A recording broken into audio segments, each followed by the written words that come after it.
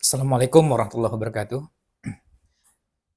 Bismillah, alhamdulillah, wassalatu wassalamu ala rasulillah wa ala alihi wa sahbihi wa wala amma ba'd. Jamaah sekalian hafizakumullah, bahasan kita dari kitab Kaifa Amalahum Sallallahu Alaihi Wasallam atau Seni Interaksi Rasul Sallallahu Alaihi Wasallam, alhamdulillah sudah melewati setengah dari buku atau lebih dari 55%, bahkan lebih dari 60% dari buku yang ada ini. Buku ini adalah buku yang menggambarkan sisi humanisnya Rasul Shallallahu Alaihi Wasallam. Buku yang ditulis oleh salah seorang ulama di zaman sekarang, berasal dari Suriah, Syekh Muhammad Shaleh Al-Munajjid, mencoba untuk menggambarkan bagaimana Rasul Shallallahu Alaihi Wasallam sebagai teladan kita semua punya banyak sisi yang bisa kita pelajari. Tema besarnya adalah Sirah Nabawiyah. Jadi kajian ini sebenarnya kajian Sirah Nabawiyah. Tapi Sirah Nabawiyah yang begitu luas, banyak sisi yang bisa kita pelajari. Salah satu aspek yang bisa kita pelajari adalah bagaimana Rasul Shallallahu Alaihi Wasallam punya kemampuan yang sangat bagus dan layak untuk dikatakan sebagai uswatun hasanah. Laqad kana lakum fi Rasulillahi uswatun hasanah. Bukan hanya karena memang perintah dalam syariat kita dengan ayat Al-Quran atau dengan hadis, tapi juga dari bukti yang kita dapatkan bagaimana Nabi Shallallahu Alaihi Wasallam berinteraksi dengan orang dari berbagai macam kalangan. Artinya ini adalah panduan bagi kita sesuai dengan ayat yang ada, laqad kana lakum fi Rasulillahi uswatun hasanah. Uswatun hasanah yang ada, teladan yang ada pada sosok Nabi Muhammad Shallallahu Alaihi Wasallam adalah teladan yang memang layak untuk dijadikan panduan karena mencakup berbagai aspek kehidupan. Dan salah satu di antaranya adalah berinteraksi dengan mustafti. Ta'amulun Nabi Shallallahu Alaihi Wasallam ma'al mustafti. Interaksi Nabi Shallallahu Alaihi Wasallam dengan orang-orang yang minta fatwa, bertanya, konsultasi, atau semacamnya. Ini adalah bagian dari bentuk interaksi. Sosok Nabi Shallallahu Alaihi Wasallam sebagai seorang yang dijadikan rujukan dalam masalah agama, maka sangat mungkin orang datang untuk berkonsultasi, tanya masalah hukum, atau juga minta arahan. Apalagi beliau juga sebagai seorang khalifah, pemimpin, bukan hanya mengurus urusan agama, tapi sampai urusan yang bersifat harian, urusan yang sifatnya duniawi. Maka beliau juga menjadi panduan bagi kita semua. Materi ini semakin terasa pentingnya adalah ketika kita berada pada posisi salah satu dari dua posisi tersebut. Bisa jadi pada saat kita belajar tema-tema ini, yang kita dapatkan adalah bagaimana Nabi Shallallahu Alaihi Wasallam berinteraksi dengan penanya yang menanyakan ini dan itu, lalu beliau memberikan tuntunan.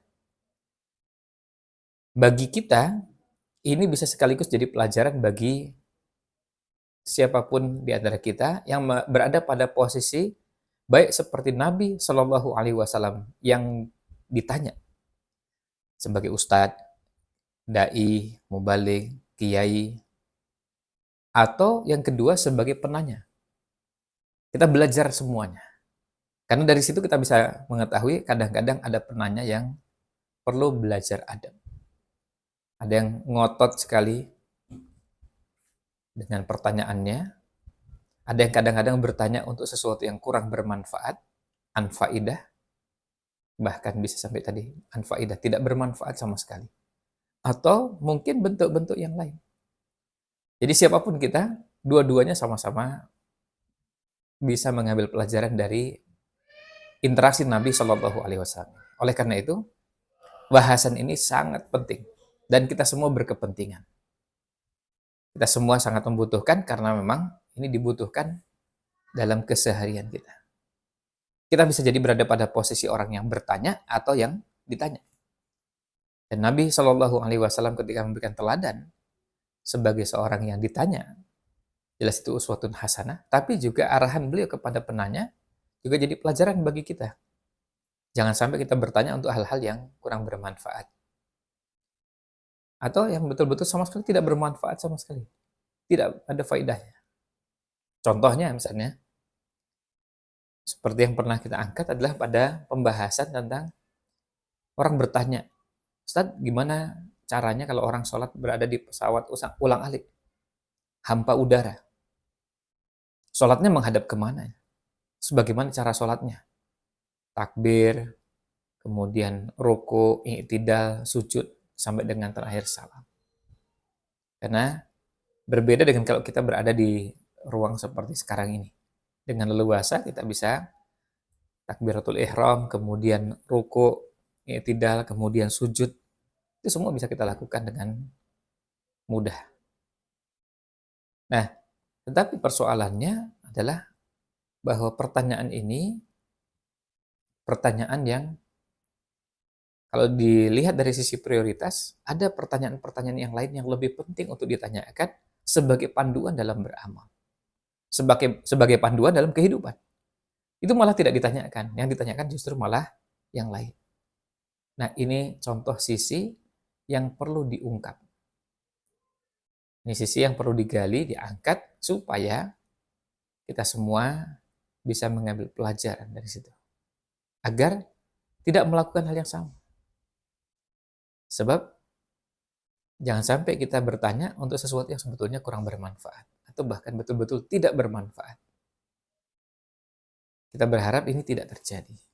Jangan sampai kita melakukan hal tersebut.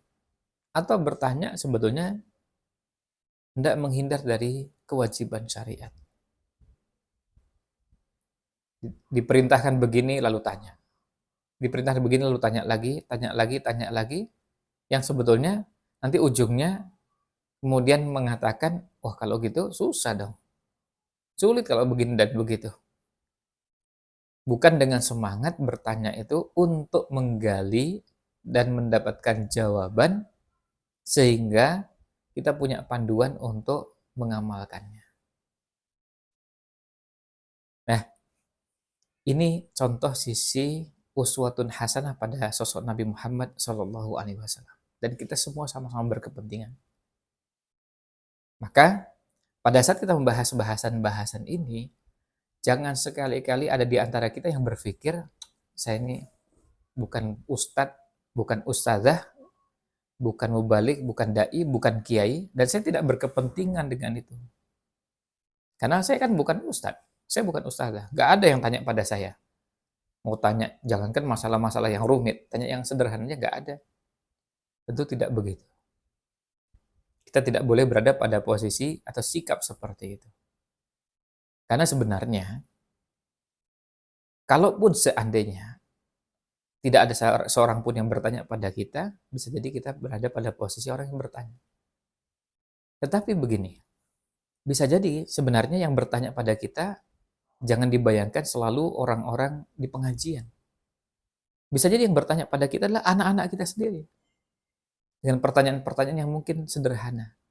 Dengan polosnya, dengan lugunya mereka, dengan lucunya mereka, bertanya tentang beberapa hal yang kita mendapatkan panduan dari seni interaksi Rasul Shallallahu Alaihi Wasallam dengan penanya, kita jadi mendapatkan gambaran bagaimana seharusnya kita berinteraksi dengan beliau-beliau ini atau dengan mereka ini, dengan termasuk dengan anak-anak.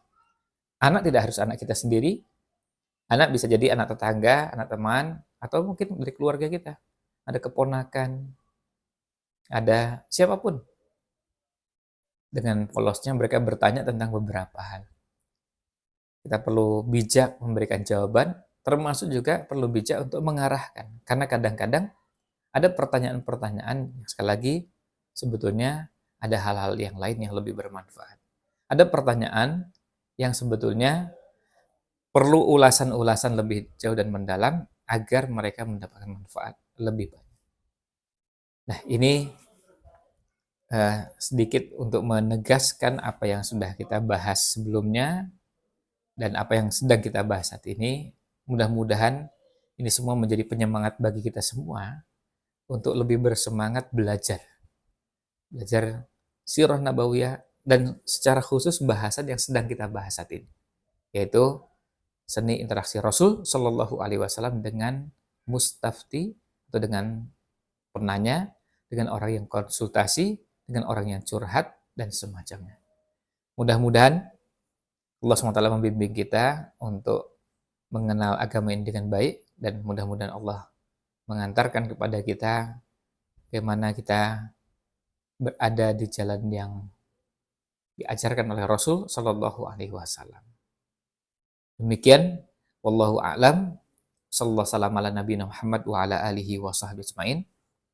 Subhanakallahumma wa bihamdik, asyhadu an la ilaha illa anta, astaghfiruka wa atubu ilaik.